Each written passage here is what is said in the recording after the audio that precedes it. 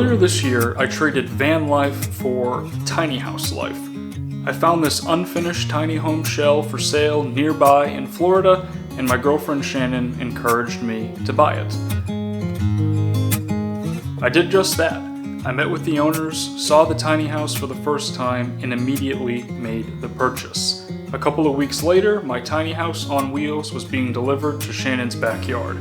I was about to embark on the most challenging build of my life.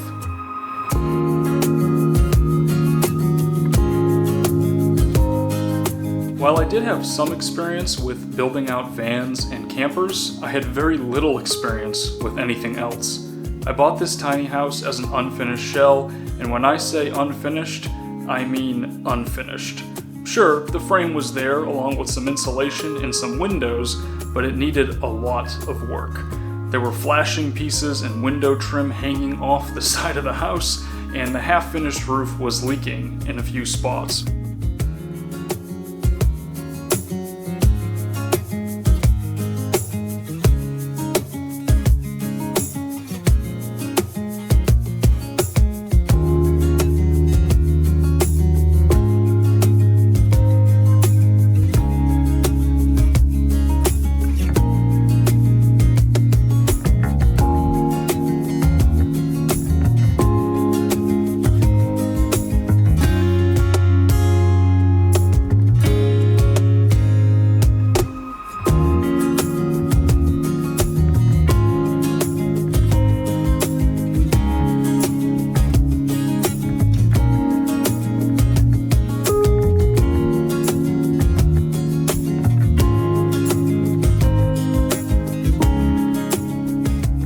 A few weeks passed as I worked with our neighbor Bill to install siding, fascia, flashing, window trim, and much more. We were on a tight deadline to get the house out of Shannon's backyard and across the country to its new home in New Mexico. The main goal was to get the house sealed up and all the exterior siding finished and painted before the towing company came to pick it up.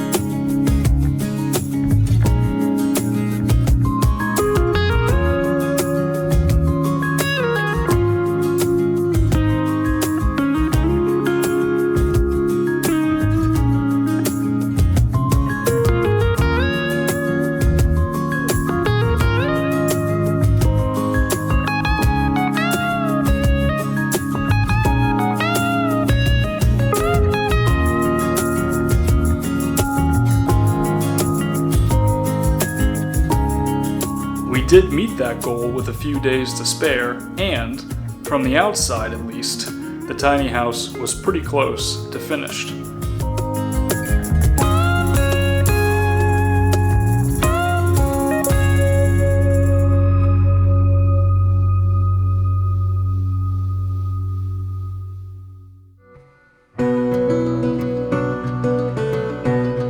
After a hectic trip across the country, the tiny house finally arrived out west. We set it up surrounded by some beautiful mountain views. We were in awe of this new spot in the high desert.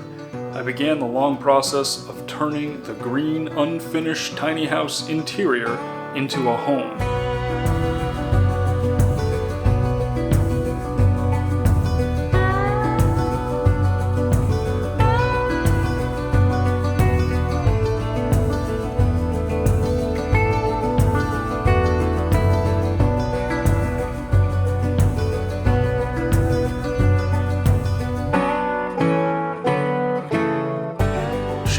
I started by framing out the eventual shower and utility closet, I then began the interior walls, which proved to be quite the challenge.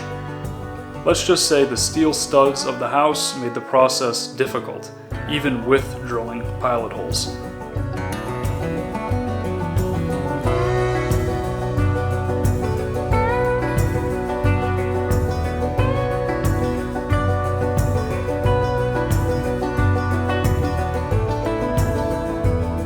I used 1/4-inch plywood for most of the interior walls, but decided to go with cedar tongue and groove for the bathroom and the main entrance wall.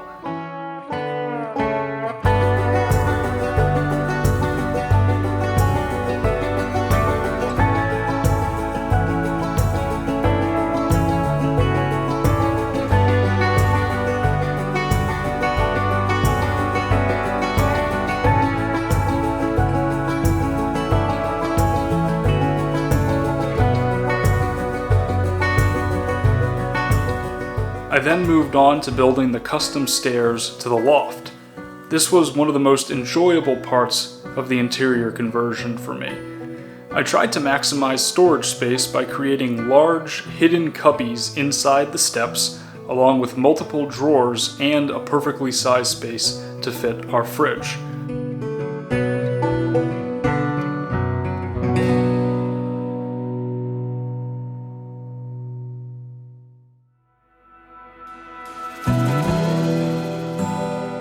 After completing the stairs, it was time to begin the interior window trim. This was a new process for me and something that I had no prior experience with. That being said, it was a rewarding task and I'm pretty happy with how the trim and windowsills came out.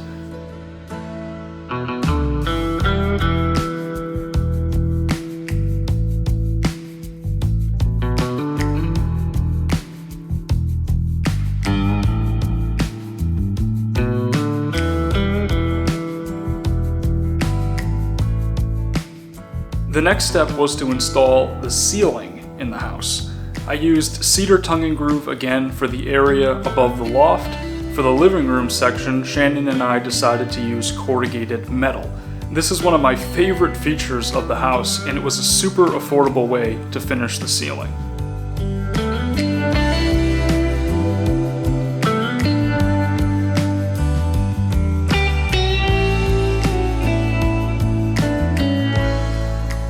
For the floor, we used luxury vinyl planks that we found on clearance at Floors and Decor. All I remember is one day I went into town to run some errands, and when I came back, the downstairs floor was miraculously finished. Shannon took the lead on this one, and suddenly the tiny house was starting to look like an actual home.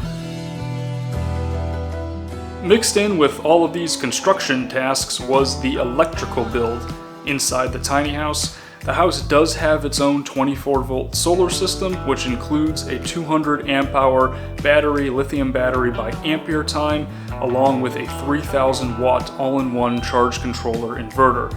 Shannon worked hard to install the electrical panel and run wiring all around the tiny house. Kitchen time. Despite some major shipping delays, we did eventually receive our order from IKEA. This order included all kitchen cabinets, the storage setup for the loft, and some other odds and ends. I spent a couple of days assembling this IKEA furniture and preparing the countertop while Shannon was out of town. When she came back, it was time to start making things look pretty. Shannon has a great eye for design, and she's also a million times better than me with a paintbrush and a caulk gun. So the final trimming and painting process was now underway. And just like that, 6 months and hundreds of hours later, the tiny house was just about finished. Some of the final touches included trim all around the front door, ceiling, and floor. We also finished plumbing the sink and shower, including a propane hot water heater and a 2-burner gas stove.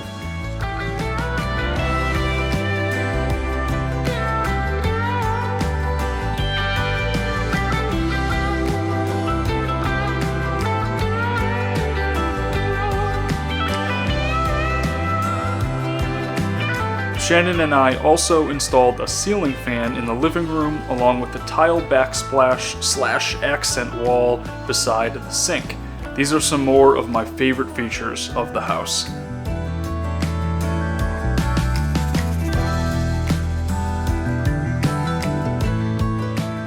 Of course, the tiny home will still require a few additional projects to make it 100% complete, but with running hot water, a stove, and a fully functional power system, it's very close to finished and certainly livable. We do plan to add doors to the 2 utility closets and a bathroom door in the near future.